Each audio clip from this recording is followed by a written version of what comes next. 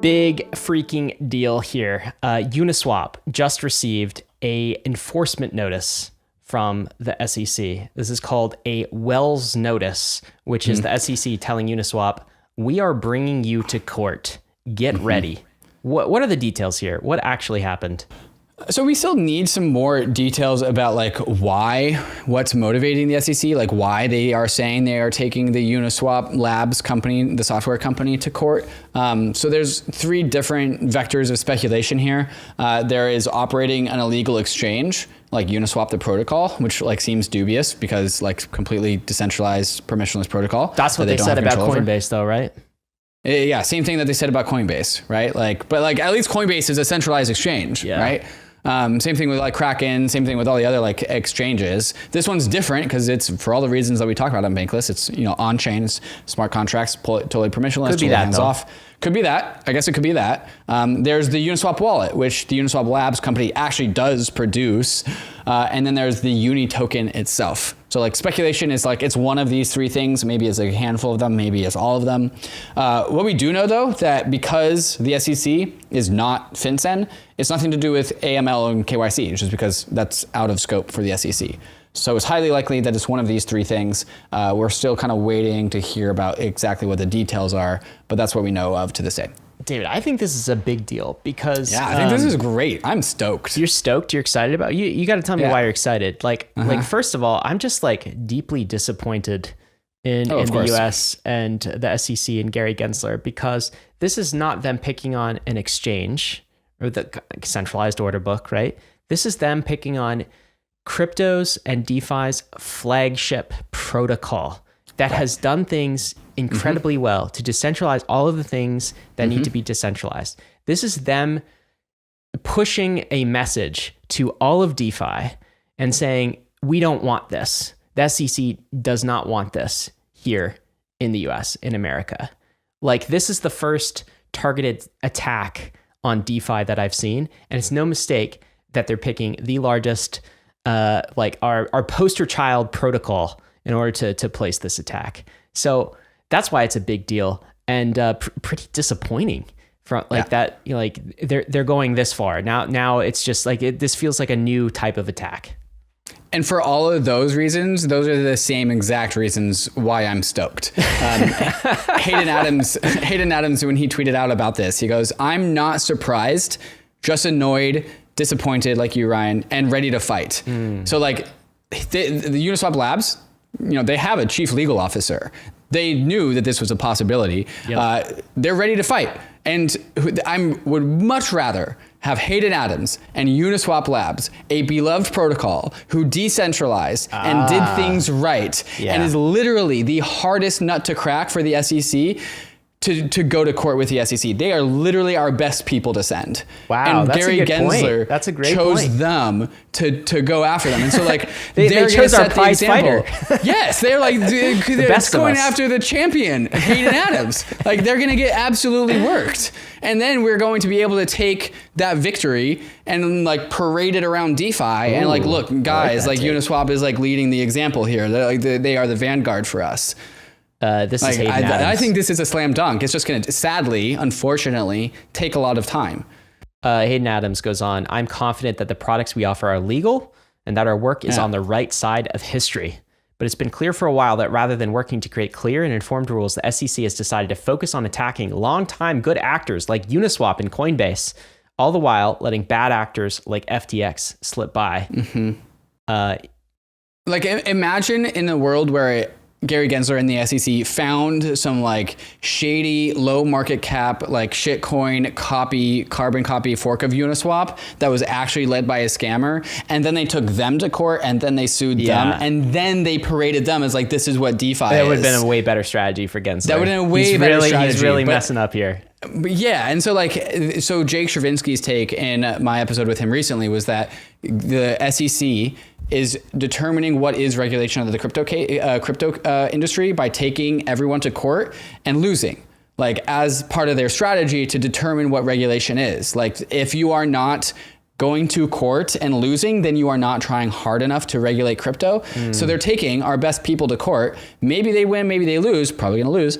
And then they will say like, well, look, we tried to regulate them. They won in court. And that's where the line is drawn. Well, you know what I'm excited about, actually, now that you reframe it like that, you're giving me some more hope here, David, is like the entire world. This could go to the, and Hayden said this could go to the Supreme Court, actually. I hope it does. Sorry, Hayden. It has to be someone. It's going to be you. Well, but like, thank you. Well, like that means the entire world is going to hear this narrative. And let's talk about the narrative. Fast forward to today, Hayden says, the Uniswap protocol has processed over 2 trillion in volume. 2 trillion. Many thousands of teams and developers have forked our code and built on top of it. We built an entirely new financial infrastructure that is transparent, fair, secure, and accessible, powering an entire industry. The team did all this from the US in their offices in New York City. Proudly. Proudly. US-based entrepreneur founder. People often ask me why we stay in the US, and my answer is simple. I believe that blockchain is incredibly powerful technology. Like the internet, it's here to stay. So someone needs to figure this out. It might as well be us. And when you build technology that improves people's lives, you don't need to hide. David, everyone's going to hear that story from Uniswap and Hayden Adams. Like, who hasn't used Uniswap and been like, this is incredible. Right. This is like the Google of finance, essentially. I just click here and I swap and I'm done. He ended this tweet with a huge mic drop. He says, the SEC's mission is protecting investors, maintaining fair and orderly and efficient markets, and facilitating capital formation. This is a noble mission, Hayden says. I would argue Uniswap does a far better job of this today than the SEC. I would love to hear these arguments be made on the record in court in front of the entire world. Way better than FTX and Sam Bankman-Fried and the world hearing that story. Let's hear this story in a court system.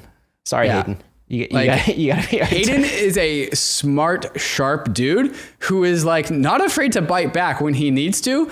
And like Gary Gensler is just like leaning forward, giving him his face for like a right hook. He's also the person I would least expect to be in this kind of situation. You know, he's kind of like he said it, an introverted engineer. He's just kind of like heads down building, but maybe that makes him perfect for this. Right. This is Uniswap Labs tweeting, despite SEC rhetoric that most tokens are securities, the reality is that tokens are just a digital file format. Let's talk about what we're actually doing here and trying to regulate and call securities. You can't like regulate JPEGs and GIFs.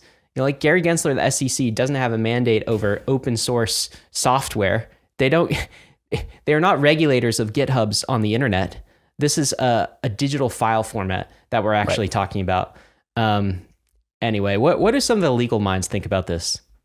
Yeah, so Gabe Shapiro, who is a lawyer over in the DeFi world, he tweets out, and this is why some people are perhaps considering this might be about the Uni token.